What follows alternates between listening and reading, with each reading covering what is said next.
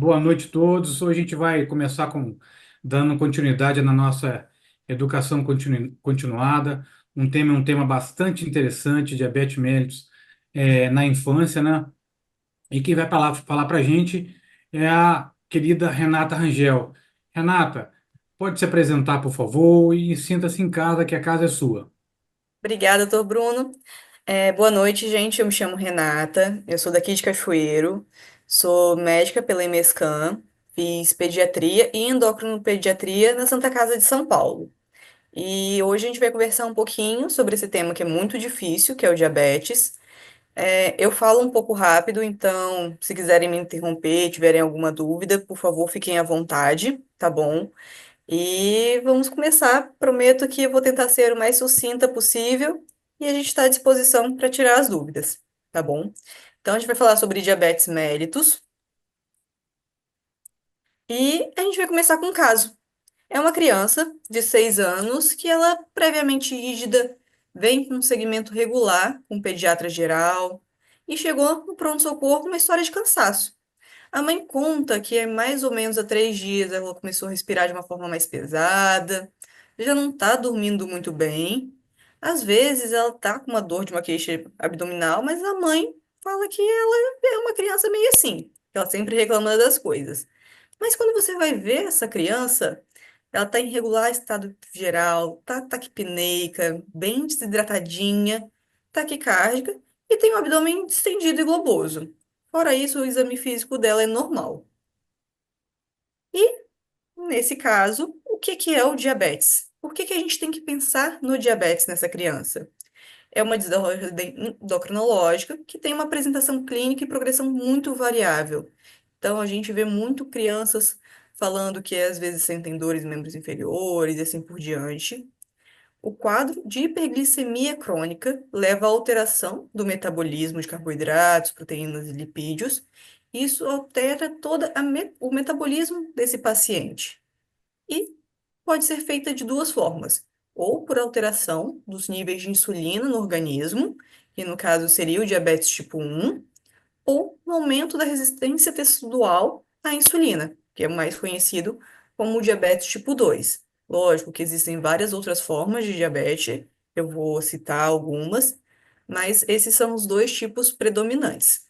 No Brasil, a gente tem uma incidência de 7,6 para 100 mil indivíduos, e na Finlândia, 3,8 para 100 mil indivíduos. Então, é uma prevalência bem diferente de país para país, e isso mostra que todo diabetes tem um componente genético associado. E é sempre importante a gente prestar atenção nos detalhes. Então, aquela criança que chega com uma dor abdominal, um cansaço respiratório, uma taquipneia. Muitas vezes a gente escuta dos pacientes com DM1 que buscaram pronto-socorro uma, duas, três, quatro vezes com quadros respiratórios. E os colegas, por vezes, deixaram de ver a criança como um todo e passaram aerolim, prednisolona, e essa criança veio abrir um quadro mais tardio pior. Então, a criança desidratada, uma irritabilidade excessiva, principalmente nos pequenos, com uma noctúria, a criança já tinha parado de fazer xixi na cama, voltou a urinar na cama, ou aumentou essa frequência, ficava bem com uma fralda noturna, começou a trocar duas, três, quatro vezes. Emagrecimento, igual eu falei, não são só essas queixas que são trazidas. Então, dores em membros inferiores, uma polifagia, quadros de tonturas são bem recorrentes também nessa criança que vai abrir o quadro de hemodescompensação. E o diabetes tipo 1 é um quadro autoimune que leva à destruição das células produtoras de insulina e uma redução progressiva dos níveis de insulina. Então, pode ser aquela criança que venha vindo bem e por hora ela apresentou o quadro que é o mais comum de cetoacidose, ou então é um quadro mais arrastado. Por quê? É uma destruição progressiva dessas células pancreáticas. A gente tem uma idade média do diagnóstico de 6,4 anos, um desvio padrão de 3,7. Isso foi um estudo que saiu esse ano. E a gente tem os estágios do diabetes, o que isso tem sido muito discutido atualmente, porque é onde as novas medicações estão querendo serem efetivas. Então, a gente tem a primeira fase, que é a positividade de altos anticorpos. Tem a segunda fase, que são os autoanticorpos, junto com a desglicemia. E a terceira fase, que são os autoanticorpos positivos, as desglicemias e a presença dos critérios diagnósticos. E a gente entra no fator ambiental com a predisposição genética. Então, a gente tem uma massa de células beta com a predisposição genética. Ai, meu Deus. E aqui começa a insulite. O fator ambiental, seja uma infecção viral ou uma sobrecarga nutricional excessiva, um estresse, a gente começa a ter esse quadro de insulite. E aí, a produção das autoimunidades, os autoanticorpos, vai reduzindo a massa de células pancreáticas e assim a gente leva ao quadro do diabetes clínico. O que que acontece? Nós temos muitas medicações, que são as novas fases de tratamento, que estão para serem tratadas nesse quadro de insulite, quando a gente já tem um quadro de autoanticorpo e o paciente está evoluindo com a desglicemia. Então, a ideia é prevenir que esse paciente entre com um quadro de diabetes. É, as medicações estão sendo estudadas e algumas já estão com sucesso de pelo menos prolongar esse diagnóstico, que é um diagnóstico muito difícil para a família. Igual eu tinha falado, a gente tem várias formas de diabetes. Aqui temos a maior parte delas. Então, temos o diabetes tipo 1, que é por destruição celular, o diabetes tipo 2, que é por resistência insulínica, e outras formas. Então, temos o MOD, que é uma forma genética, temos quadros infecciosos, alterações na ação da insulina, então, diabetes lipotrófico, quadros familiares, alterações de canais de sódio, de potássio, traumas, pós-cirurgias, neoplasias. Muitos pacientes com relato não, desculpa, com diabetes associado à fibrose cística, que a gente tem feito um diagnóstico mais precoce e muda, inclusive, a apresentação da doença pulmonar desse paciente, quando a gente entra com insulina de forma precoce. E outras endocrinopatias que cursam com o diabetes, mas não necessariamente o diabetes é a doença de origem. Então, Cushing, acromegalia, hipertireoidismo maltratado, feocromocitoma, que cursam com esse quadro de hiperglicemia. E a gente vai falar da cetoacidose diabética, que é um distúrbio metabólico grave, que no Brasil corresponde a 42% dos diagnósticos. Teve esse mesmo estudo que deu a idade média de 6,4 anos, viu que no Serviço Quaternário de São Paulo, 65,1% dos pacientes vêm para o diagnóstico de cetoacidose, e o interessante é, mais da metade desses pacientes que abriram um quadro de cetoacidose procuraram serviço de emergência mais de uma vez. Então, essa criança vai chegar no estágio mais grave, com uma condição clínica de mais difícil manejo, sendo que isso poderia ter sido diagnosticado previamente. E o que que é a acidose, cetoacidose? É uma deficiência total da insulina, juntamente com uma infecção ou um estresse, e leva ao aumento da ação dos hormônios contrarreguladores. Então, aumento do glucagon, das catecolaminas, do GH e do cortisol. E o que que isso leva? A gente vai alterar toda a parte hepática para disponibilizar mais glicose, a gente vai aumentar a lipólise e, com isso, a gente vai aumentar os ácidos graxos, a cetogênese, a criança vai produzir mais ácidos por conta desse metabolismo catabólico, e vem aquele cheiro de cetona que é muito característico. Junto com isso, a gente tem muita açúcar no sangue, que aumenta a osmolaridade, o rim fica sobrecarregado, a gente faz uma diurese osmótica, perdendo inclusive glicose, perde água, os eletrólitos e leva à desidratação, que é o mais importante da gente lembrar na cetoacidose. Cetoacidose diabética não é só uma doença, um quadro clínico de hiperglicemia, sim é um quadro de desidratação grave. Essa criança está muito, muito, muito desidratada. E no nosso caso lá da frente, você pensou em glicemia. e ela veio maior do que 200. E o que que a gente vai fazer agora com essa criança? A gente vai pensar em cetoacidose.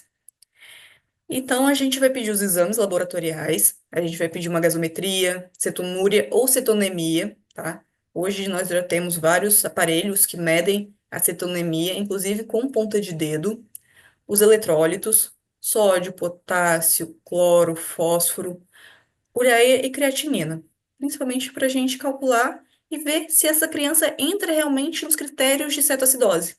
Esses foram os critérios de 2022. Então, uma glicemia maior do que 200, um pH menor do que 7,3, um BIC menor do que 18, antigamente a gente considerava um BIC menor do que 15, uma cetonúria moderada ou elevada, então mais de 2 cruzes, uma cetonemia maior do que 3 milimols por litro e um anion gap maior do que 12, porque a gente tem a produção de muitos ânions não mensuráveis quando a criança está em quadro de cetoacidose. E o que que a gente vai fazer? Pedimos os exames. Já estão coletados? Eu vou começar a expandir essa criança. A gente vai precisar expandir essa criança de uma forma intensiva, mas de uma forma cuidadosa também. Por quê? A gente tem que pensar no edema cerebral. Então, de 10 a 20 ml por quilo, em 30 a 1 hora, podendo repetir, dependendo do estágio dessa criança. Solicitação de uma vaga em terapia intensiva, num serviço referenciado. E cuidado com o potássio. Como a gente já tinha coletado esses exames antes, a gente vai ver o potássio. Se está menor do que 2,5, a gente vai começar na primeira expansão e fazer a correção rápida. Por quê? Essas crianças perdem potássio na urina. Como daqui a pouco a gente vai começar a insulina, elas fazem uma bomba de glicoinsulina. Então, o potássio tende a cair mais. Caso o potássio entre 2,5 e 6, a gente só vai manter a reposição via endovenosa com 40 mEq por litro. E os cuidados do paus.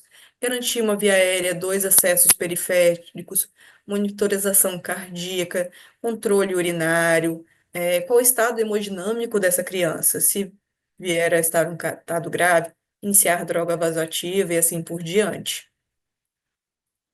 A hidratação é um paciente com uma depressão de volume muito importante.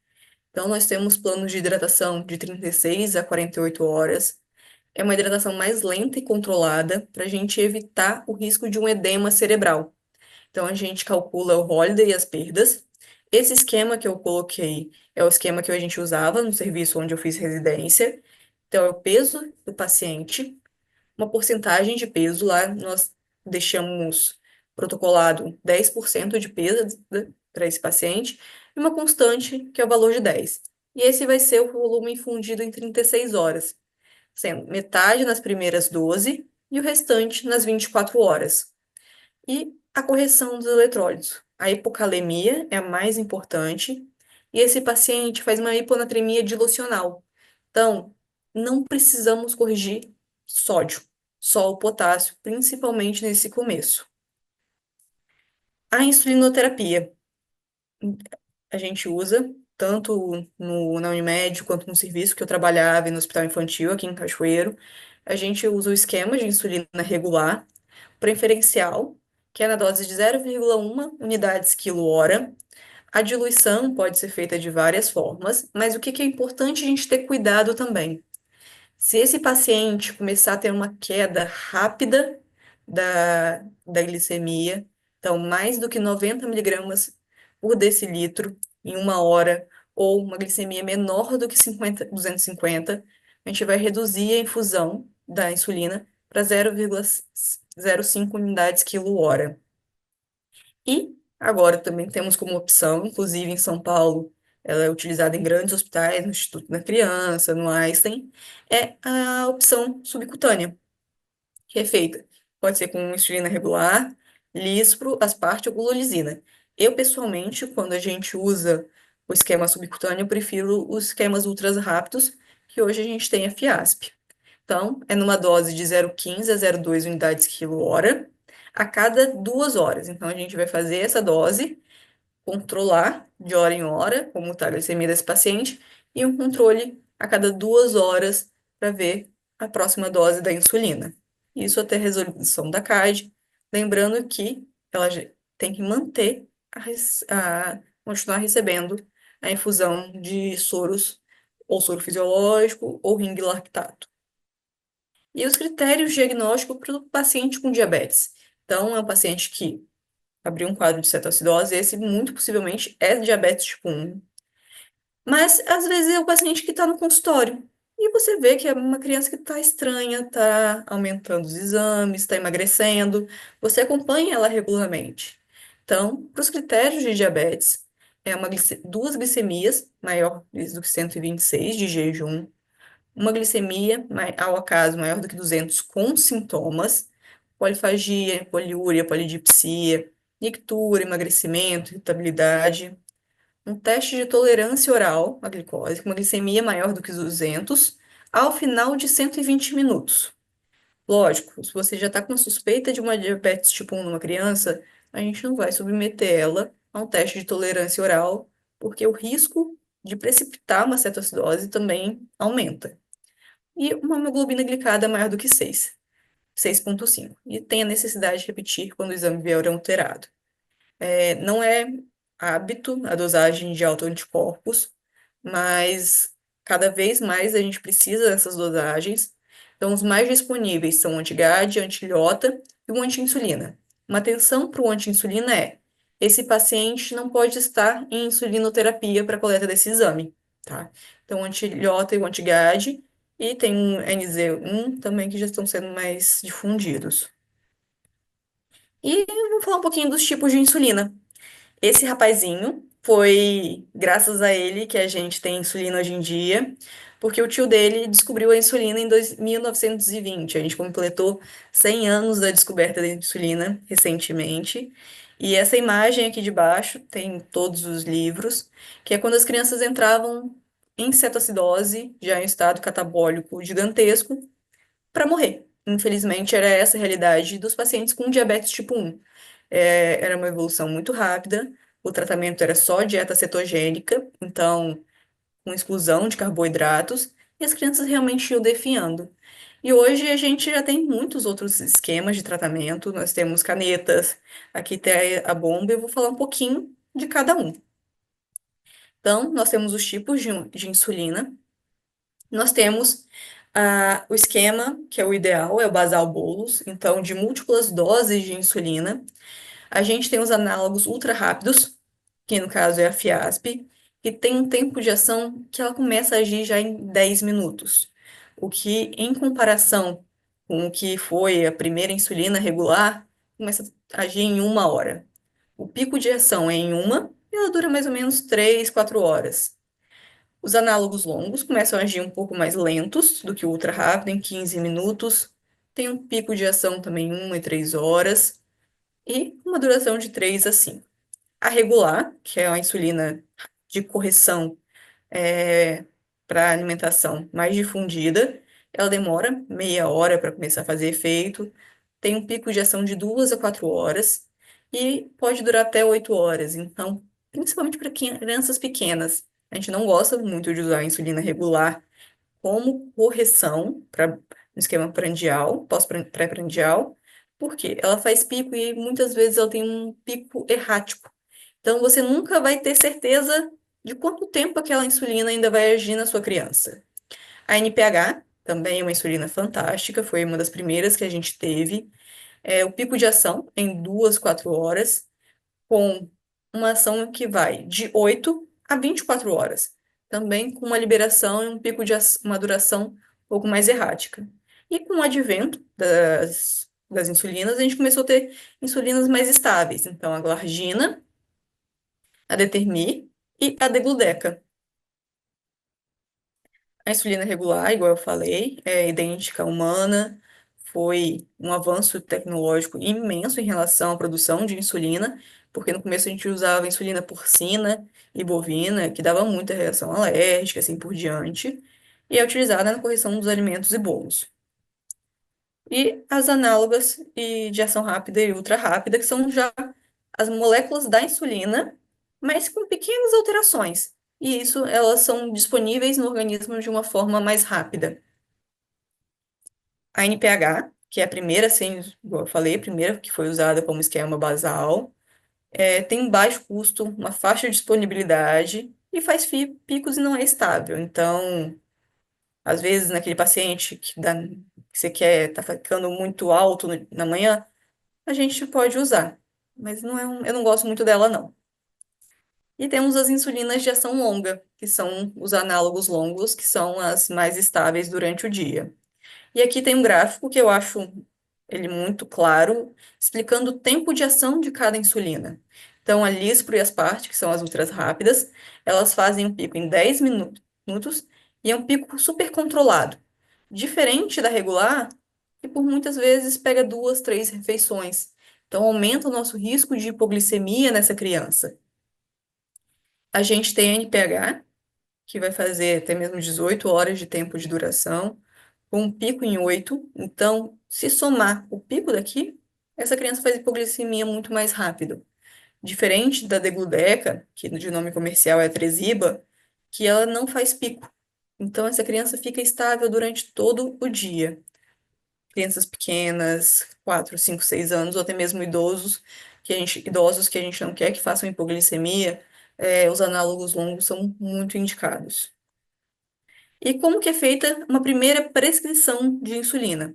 A gente faz uso do esquema basal bolos no MDI, uma dose total diária inicial de 0,5 quilos dia, sendo 60% de basal, bolos, perdão, e 40% de basal. No período de lua de mel, que a gente fala, que é um período que pode durar até um ano pós o diagnóstico dessa criança, que ela vai ter valores baixos de hemoglobina glicada, uma dose total de insulina menor do que 0,5 unidades quilo dia. Uma criança pré-púbere, uma dose de 0,7 a 1 unidade quilo dia, e na puberdade, aí eles querem insulina à vontade, de 1 a 2 unidades quilo dia. E a bomba, que cada vez mais a gente tem tido disponibilidade, é um dispositivo de infusão contínua de insulina. Ela só usa análogo rápido. Então, ela só vai usar o asparte, a glicina. É preciso que o paciente tenha uma sabedoria sobre ele mesmo e sobre a alimentação. Então, fazer contagem de carboidratos, por quê? A bomba vai infundindo a insulina continuadamente, mas você precisa informar para a bomba o que você está comendo. Ela também não é adivinha, então, vamos dizer, vou comer um pão, tem tantos gramas de carboidrato. Eu vou lá falar assim, bomba, estou comendo 15 gramas. E aí ela vai infundir o que você precisa para aquela alimentação. Então, é uma forma muito mais fisiológica de fazer o controle da doença. E a gente tem pequenas doses. Algumas bombas já infundem 0,3 unidades hora. Isso é muito pouco. Para uma criança pequena é fantástico. Bebezinho de 11 meses, por exemplo.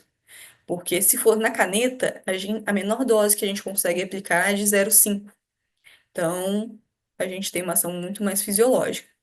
E é indicada em pacientes com hipoglicemias graves e pacientes pequenos. Uma atenção que a gente tem que ter com a bomba de insulina é como ela só usa análogo rápido. Lembra que usa mais ou menos 4 horas de ação dos análogos rápidos. O risco desse paciente entrar em cetoacidose é muito mais rápido também. Então, se tem obstrução de canal, se tem falha de infusão, se a bomba não está infundindo direito, esse paciente pode entrar em cetoacidose de uma forma muito mais rápida. Os cuidados com todo paciente que faz uso de insulina é hipoglicemia. Hipoglicemia mata. Hipoglicemia é algo que apavora. Então, o que que é hipoglicemia? É uma glicemia menor do que 70 miligramas por decilitro. Ela pode ser leve, entre 70 e 60, moderada, entre 60 e 40, e grave, menor do que 40, podendo inclusive ter crises convulsivas, ausências, desmaios, e muitas vezes serem muito sintomáticas. A correção inicial é com 0,3 gramas de glicose por quilo, que mais ou menos dá 3 balas, um pacote, 3 pacotinhos daqueles de açúcar que tem na padaria. A insulina, se não tiver cuidado, ela pode fazer lipodistrofia, Então, observar os locais de aplicação do seu paciente, porque ela vai fazendo uma lipólise ali na região e o aumento de peso.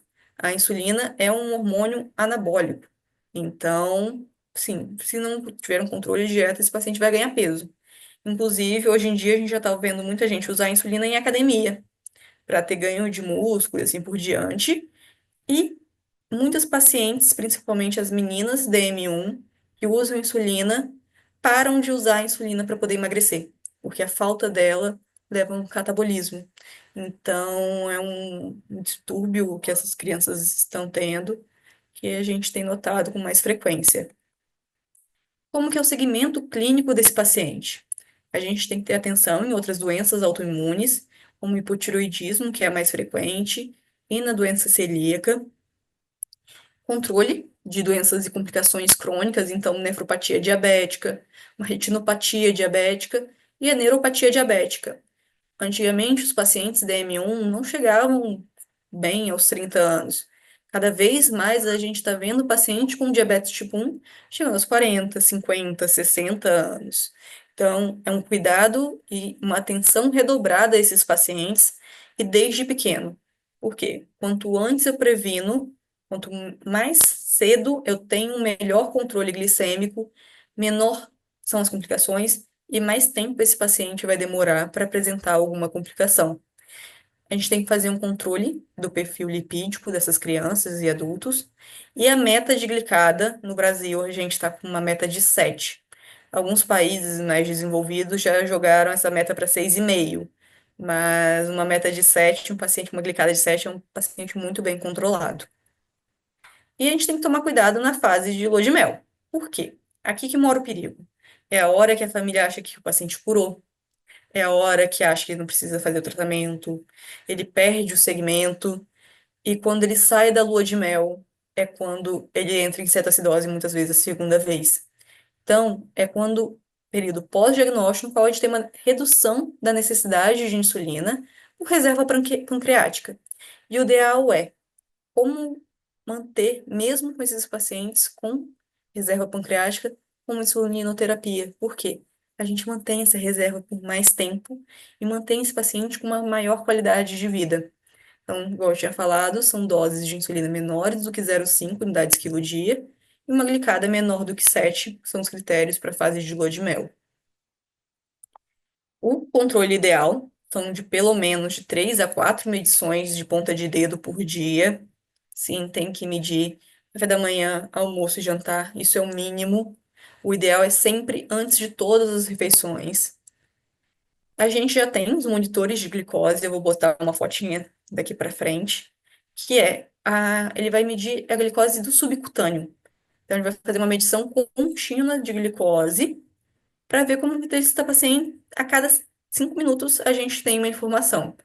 E é necessário uma confirmação com ponta de dedo quando tem valores muito baixos ou muito altos. E a gente sempre quer deixar esse paciente no alvo. O que que é um alvo para um paciente diabético? Uma glicemia entre 70 e 180, sendo uma pré-prandial de 70 a 140. E esse é o presente. Nós já temos as canetas de insulina há bastante tempo. Aqui a gente tem o Libre, que é um sensor de glicose contínua. Aqui a gente tem a Solo, que é a nova bomba da Roche, é a primeira bomba sem catéter do Brasil. E aqui, essa aqui já é uma bomba semiautomática, e a gente tem a Medtronic 780, que é a primeira bomba que já vem com uma automação. Então, o paciente precisa manter informações sobre glicemia, sobre carboidratos, mas ela já identifica previamente se já vai ter risco de hipoglicemia ou se esse paciente está tendendo à hiperglicemia, ela automaticamente já lança bolos. Então, você tem um controle no celular, essa aqui é a bomba, esse aqui é o dispositivo de aplicação, esse aqui é o sensor da bomba, e você consegue fazer, inclusive, controle pelos smartwatches. Então, a tecnologia no cuidado do diabetes está fantástica. Foi feito recente o lançamento do Libre 2, que ele te dá automaticamente, a cada 5 ou 10 minutos, já no seu celular, como que está a glicose naquele momento. Então, você imagina, seu filho está na escola, ele vai ter que ter o celular dele na escola, tá com Libre, mas você em casa sabe como que tá a glicose dele, sem ele precisar fazer uma ponta de dedo, sem ele precisar passar um leitor. Então, a segurança para a família e para o próprio paciente é fantástica. Então, cada vez mais a gente preza pelo conforto e pelo cuidado e a segurança desse paciente. E o legal, não sei se vocês já viram, quem tem Libre, a gente tem três setinhas. Então, é uma setinha subindo, que é a tendência de glicose para cima, a setinha reta, que é quando a glicose está estável, ou ela caindo, que a glicose está caindo. E qual que é o futuro? Cada vez mais terapias gênicas e os imunobiológicos, que vão agir lá naquela fase 2 ou na fase um do paciente com diabetes. Os estudos atuais estão fazendo triagens, inclusive, com parentes de primeiro grau, com filhos, irmãos e assim por diante, com diabetes. E a gente está tendo bastante resultado. Aqui tem alguns sites que eu gosto muito, então Diabetes na Escola, que tem vários links para material de informação. Tem o G7 Diabetes, que é um Instagram ótimo, o site da SPAD e o diabetes.org.br, que é o Diabetes Brasileiro, que tem muitas informações, tem grupos de ajuda. Eu acho que importante para esse paciente é saber que ele não está sozinho e que ele vai ter uma vida normal. Eu brinco com as minhas crianças que sim, elas vão poder comer brigadeiro, sim, elas vão poder tomar um sorvete de vez em quando, como qualquer criança saudável, não é tomar sorvete todo dia, mas ela precisa aplicar insulina. E elas vão crescer lindas, maravilhosas, e é isso que importa. Hoje a gente tem muitos artistas e atletas na mídia também que já têm diabetes tipo 1 e isso está sendo muito mais conversado. Então, muitos dos preconceitos e medos já estão caindo. E é isso. Obrigada, gente. Uma boa noite. Meu número, meu e-mail, se alguém quiser dúvida, estamos aí. Boa noite. A Maura já está de volta. Tudo bem, Maura? Tudo bom? Entrei Parabéns, um pouquinho Renata. atrasada, obrigada. E aí, passa a palavra para a Maura agora também e para todos que quiserem fazer perguntas, fiquem à vontade, tá? Primeiro, parabenizar a Renata, né, pela excelente aula, muito didática, né, e ver quanto que a gente, né, está evoluindo em questão de qualidade para as crianças, né, com as novas insulinas, como ela colocou, com os aparelhos, né, a bomba de insulina, os medidores subcutâneos. Ainda é uma tecnologia cara, né, mas as famílias que Ando podem ter cada vez acesso traz mais. uma qualidade muito grande, né, para as Sim. crianças. E para os adultos também. A gente tem É, muito crime em um adulto. sim. E aí eu vou contar uma experiência que a gente teve na UTI, assim, dos dois extremos, né, que a gente atendeu. Duas crianças que já tinham cetoacidose diabética, já tinham diabetes, perdão, e fizeram um quadro de cetoacidose. Uma família onde o pai não aceitava o diagnóstico e a mãe tentava fazer as aplicações de insulina com muita dificuldade, e o pai não aceitava que ela aplicasse a insulina, e a criança veio para a UTI com um quadro de cetoacidose, e o pai retirou a criança da UTI, porque quando ele viu que a gente começou a sair da insulina venosa e ia fazer a subcutânea, ele se recusou. E aí a gente teve que acionar o Ministério Público para proteger essa criança. Em um outro caso de uma família extremamente consciente, que já estava usando a bombinha de insulina, e é muito interessante porque faz essa contagem de carboidratos, a mãe ajustava, né, extremamente consciente, e fazia o uso do Libre, né? Então, assim, aquela família muito consciente que estava trazendo uma qualidade de vida muito grande para o filho dela, né? Então, assim, a gente ainda encontra um pouco de preconceito ainda, né, quando faz o diagnóstico, como a Renata colocou. E eu queria que a Renata pudesse reforçar aí aquele esquema subcutâneo, porque eu até fiquei sabendo disso hoje, que está em falta, né, no mercado mundial, não tem mais para comprar a insulina regular. Então, a gente vai passar por um período aí, e quando chegar uma criança em cetoacidose, a gente vai ter que lançar mão do esquema subcutâneo. Aí, se a Renata puder reforçar de novo aí para gente, a gente Opa, agradeço. doutora Maura, inclusive eu fui ver, eu e a Amanda, a gente foi atrás disso.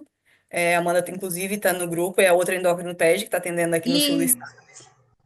É, A gente foi atrás disso e tá em falta a insulina, o frasco de. Regular. Não, mas é o frasco.